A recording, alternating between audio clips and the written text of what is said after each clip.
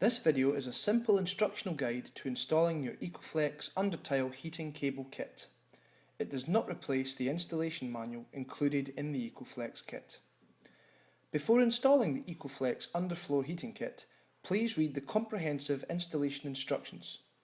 If you are unsure of any of the installation instructions, please contact our technical helpline and we will be pleased to help. EcoFlex under-tile heating kit is a complete heating element solution in a box. You will require the following accessories to install the heating system: thermal insulation if required, a thermostat controller with floor limit sensor, and RCD if not already fitted. Before commencing laying the EcoFlex heating cable, plan your installation using a sketch, marking your laying pattern and planning the positions for the wall-mounted thermostat, floor probe and junction box. In new build installations, mark the position of floor-fitted objects that will be installed once the floor is finished. In kitchens, this could be kitchen carcass units. In bathrooms, it may be baths or showers. These areas should be avoided.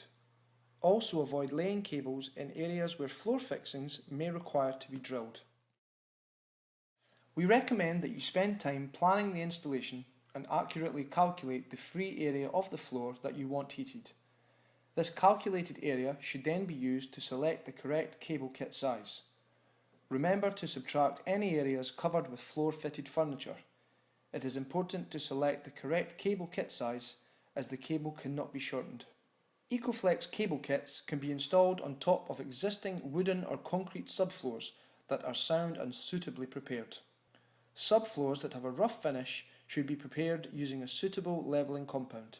On solid concrete subfloors, it is strongly recommended that EcoMax insulation boards are laid before installing the EcoFlex cable kit. This will ensure quicker heat-up times and reduce running costs.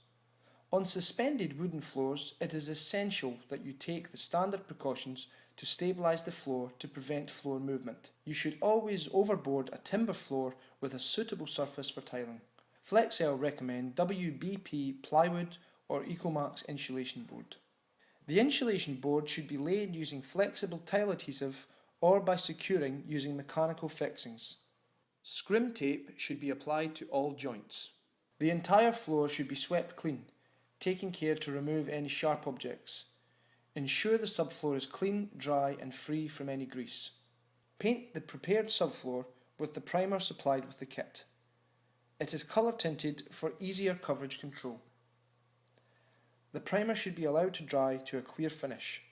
This may take several hours dependent on ambient temperature conditions. Mark the layout of the EcoFlex cable on the prepared subfloor with a fibre-tipped pen. Mark the perimeter of the heated area together with the cable spacings obtained from the instruction manual. This will provide your cable laying pattern. Mark your cable start point. Ensure that this is close to the planned thermostat position. The EcoFlex cable coattail is 3 meters long. Cable spacing and perimeter wall clearance must be a minimum of 50 millimeters. A heating system for larger areas will require 2 or more heating cables. It is important to note that when installing multiple heating cables to take the following precautions.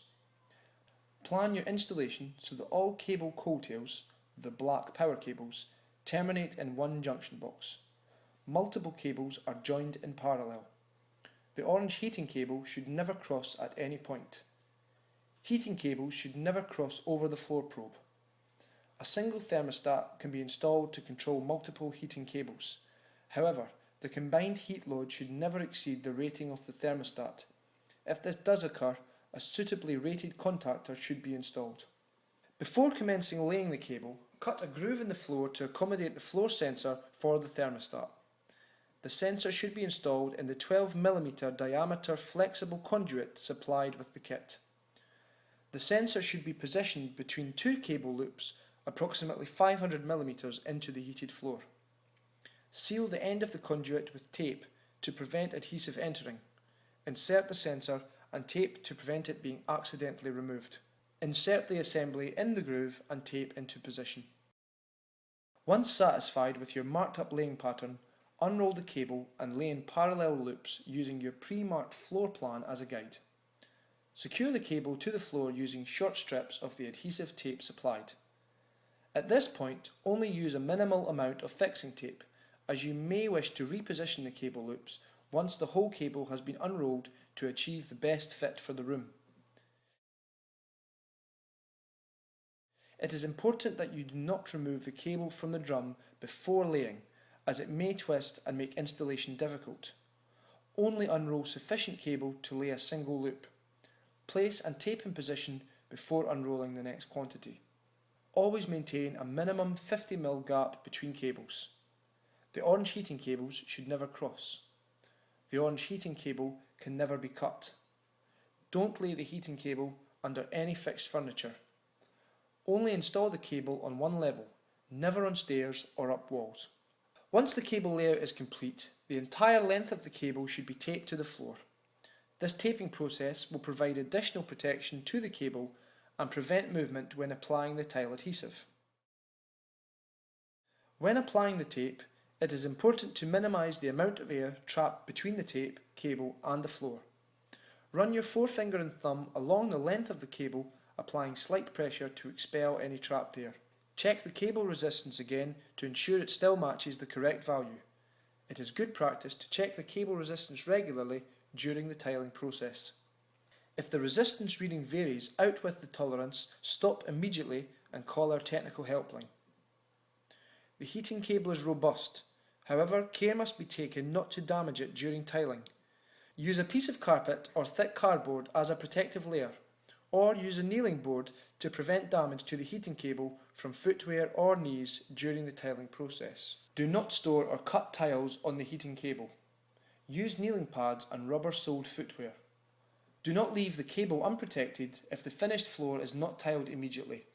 Cover with protective material like thick cardboard and minimise foot traffic in the area. Tile as normal using flexible tile adhesive. Gently comb the adhesive in the direction of the cable runs using a rubber back trowel to minimise the chance of dislodging the cable. Use a notched plastic trowel if possible.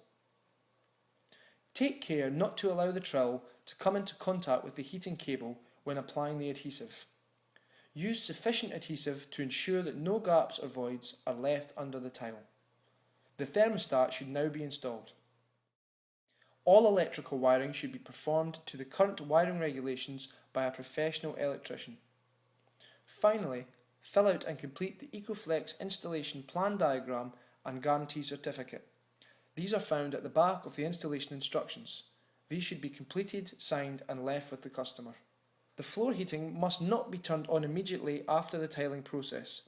Consult the adhesive manufacturer for a suitable drying out period before turning on the heating system. This is usually around 2 weeks. For additional information on EcoFlex or any of our other heating products, please visit www.flexel.co.uk or telephone 01592 760 928.